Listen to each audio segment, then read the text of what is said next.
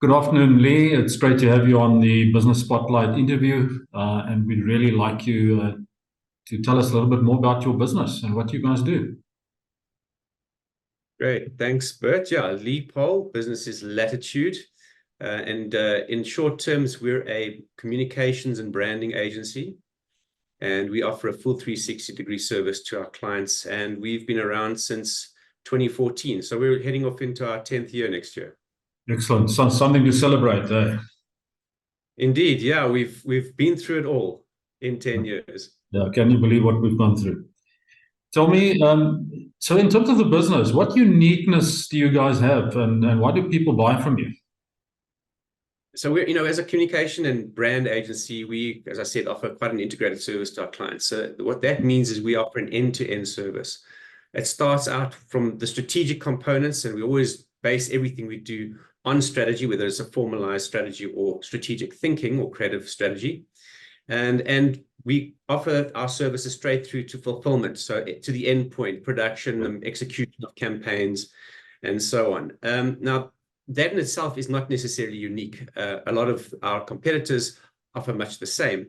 Yes. But what we find to be the aspect of uniqueness that really matters, that really makes an impact, is how we do things. And the way that we do things that is unique to us is we really invest in our clients' business. So we invest ourselves, our interest, and the value that we bring to them. So we can really solve their problems if we understand their business well enough and what their goals are, who understand their customers. So we deeply invest in that, because if we don't, it's expendable. So you guys are sort of in it for the long run with your customers.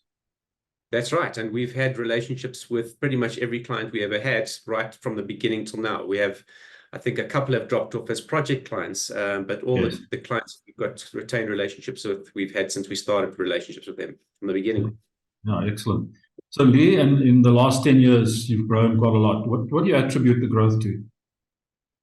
Well, there are a couple for us. The first is just making sure when you start the business out that you pick the right partners. Having skilled, trust, and like-minded partners has meant that we only ever battle for success, not against each other. So that's the most important thing. And then a talented and committed team. Our industry often demands a lot from our staff and from us. And that's compressed timelines, tough conditions, the story, I'm sure.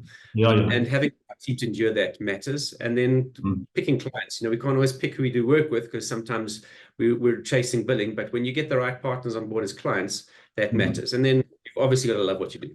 Yeah, absolutely. I think the love what you do helps you through all of that, isn't it? Absolutely. So what's been your biggest learning as an employer in the last 10 years?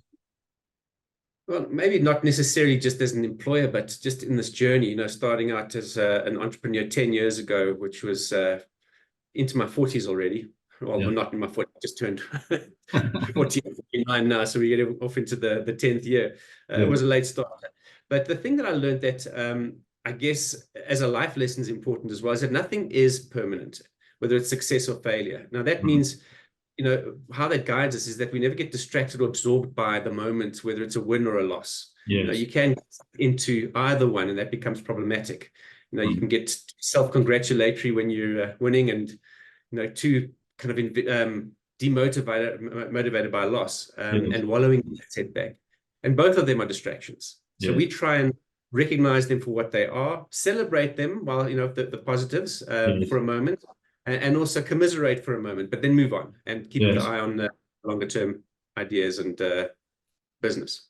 So it's exactly what we teach our clients as well. Celebrate the wins, but don't want, you've lost a client, or if you lost the business, well, just get on with it. You've got an hour to get over it if you want to.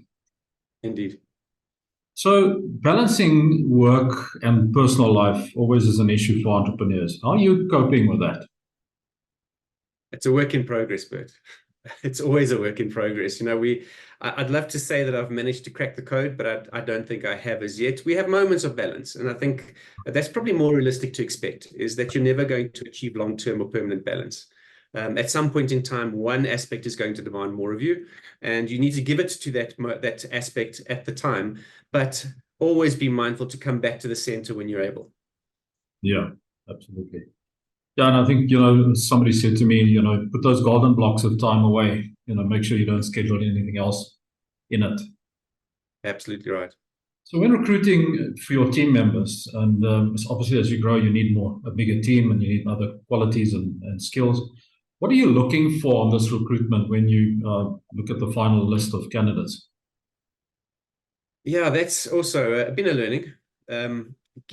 Finding talented people and the right kind of persona and culture fit is difficult, particularly because business in itself is really the foundations are culture. You can find really good skills, but a poor culture match that can destroy a business. So we start off by looking firstly for potential, and that means someone who's got the hunger to succeed. Who wants to learn, who wants to grow. And that's typically a personality type. It's not really built through experience. It's someone who has it within them, that drive. It's easier to develop someone who wants that success and strives for it. So we look for that first. And then we look for things like resilience, a trait like resilience, because that's kind of linked to drive as well. Somebody can persevere. And for us, particularly our business, curiosity, being naturally interested in things around you. And it's important because people who have that, they see the world in a different way. They see what makes it tick for insights and opportunities. And then we help develop that and their skill, but they've got to come in with a degree of built-in skill. That's it. And then, productive work environment is also about balance, trying to keep the balance of driving the team and driving the work and retaining your own humanity in doing it. Yeah. Isn't that interesting? If you get those that know it all, then they just don't fit, isn't it? Yeah, and particularly we've got a little our way of doing things that we let everyone read before they even come for the interview. And one of the items is no politics, don't be a diva. We've got no that. And I always say to the guys that I interview, work for yourself, work for your reputation. Because you take that responsibility, you take your own career seriously, we will benefit from it. Absolutely. And as you grow and you get the opportunities, that will benefit you. That's right. What are the common misconceptions people have about entrepreneurship or starting your own business? It's probably a well overtraded feedback point, this. Everyone thinks that being your own boss is easy and idealistic. They've got this romantic idea about it. But the truth is, when you do start a business, you have many bosses. Yes. You are responsible for many aspects. You're a boss to your partner. Your partners are bosses to you. Your staff are bosses to you because you bear that responsibility. Your clients are your bosses. So that's not really the kind of freedom that you get. The freedom that you do get is the freedom to make your own decisions, that decision making. You can choose to make a poor decision. You can choose to make a risky decision that can either benefit you enormously or impact you poorly. And having that is the greatest freedom, I think, as an entrepreneur. Yeah. So it's your decision and the consequences are yours as well. Exactly right. You can say. Right. So from a financial management perspective, no interview on business will be without that sort of question. But what would you recommend to startup business owners? What are the lessons you've learned, and how can they benefit from that? So I think like many entrepreneurs, you don't come in with a degree in finance or having a lot of formalized skill and training in finance. But it's a critical aspect of your business. You've got to know how money behaves. You've got to know how it flows. You've got to anticipate and forecast how that's going to change. You've got to plan for that. So you've got to do scenarios around that because the markets are always in flux. Something can happen. You get kind of what they call a black swan event, an unexpected and rare event that can hit you suddenly. So you've got to have that mapped out. You've got to figure out, well, what happens if this happens? And I think the second thing is make sure that because you may not come with this built-in financial knowledge, and you may not be the most skilled person in it, connect with someone who is. Find an expert who can provide you with that guidance. And it doesn't have to be an employed person. It doesn't have to be a partner or a long-term or a constant engagement, but at least on a regular basis, engaging with someone who has that kind of skill. Yeah, and also you can then learn from them, isn't it? What to look out for and so on. Well, entrepreneurship is constant learning. So yes, absolutely. Yeah. So in 5 years' time, where do you see Lattitude as a business? So in the next 5 years, our next level of management is taken over and they've got direct operational control. I would like for us to have a footprint outside of South Africa and for us to make more movies. We've just completed our first and we're very excited about it and got the bug. We'd love to do more. So you're saying more movies? Correct, yeah. Excellent. You want to tell us a little bit more, or is that a secret? No, not at all. So we've produced a documentary at the end of or beginning of this year for the Cape Town yacht race. So one of our clients sponsored a team of sailors, young sailors who come out of the townships of the Western Cape. I saw that. Yes. Yeah, that's right. So we captured that story because it's an incredible story to kind of know, and an inspirational story for anyone who has any kind of difficulty or barrier that they face, regardless of station in life.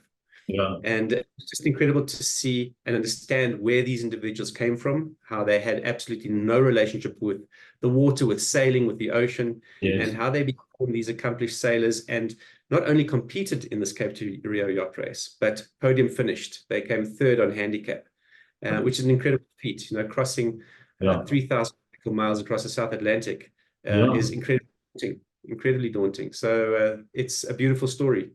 Oh, lovely. I'm going to be on the lookout for that one. If you had a magic wand and you had some dust that you could sprinkle over the business's problem areas, where would you sprinkle that magic dust? Interesting question to ask at this time. We've done some introspection of late, and there are a couple of big things and a couple of small things, and it's surprising how you'd think over nearly 10 years the small things have all fixed themselves, but over time inefficiencies creep in. You know, you lose track of certain things. You know, whether it's how effective are we, how effectively we're managing our time, are we executing, what's our error rate? And in our business, you know, quality control is important, and when that slips, it has an impact. We're a time and materials business, so we charge by the hour. So if we lose those hours to our own efforts, our own errors, it just means that we're losing our own money and we're wasting it. So that's the one, and we're actually sprinkling that magic dust as we speak. So we're busy tuning the engine on that basis. But then there's also big things. You know, it's looking at where we win, looking at the kind of business that we've evolved into, and how we need to reconsider that. So it's about finding, you know, we've tended to create a real skill set within a particular industry, and we want to now expand into others, which we are doing now. And that's the second degree of magic dust. And if I had to say the third one is to have a higher hit rate in finding great people, because that's a tough thing to do. Right. Great stuff. So what is the one question that I should have asked you but didn't? And what's the answer to that? Well, I guess perhaps the question should be, you know, why did I choose to do what I do? What keeps me interested? And I think that any entrepreneur who starts a business kind of has to start that introspection. You know, why do you want to do this? And I don't think money is the reason or the answer. You know, that will come. And certainly that's an objective, and it's never not an objective. Personally, and it's a personal answer that comes out of that question. You know, I personally get bored very easily, and boredom worries me. You know, it makes me feel stagnant. And doing what we do as a business keeps me on my toes daily. I'm constantly learning. You know, as the whole world and our industry changes, and it changes rapidly, we've got to keep pace, and we've got to look to stay ahead. And you know, that means we have to challenge ourselves, and we do that all the time here. We often decide to solve problems by doing things that are right, but we've never done, which means we have to go fast. We've got a steep learning curve, and I appreciate that. That keeps me going, and that is why I do what I do. Lovely. You're not a man that sits around and waits for things to happen. You make it happen. I've got itchy feet. Thank you so much for your time, Leigh. I really appreciate you sharing some of your secrets with us, and I'm sure lots of business owners are going to benefit from this. Thank you so much. Great stuff. Thank you.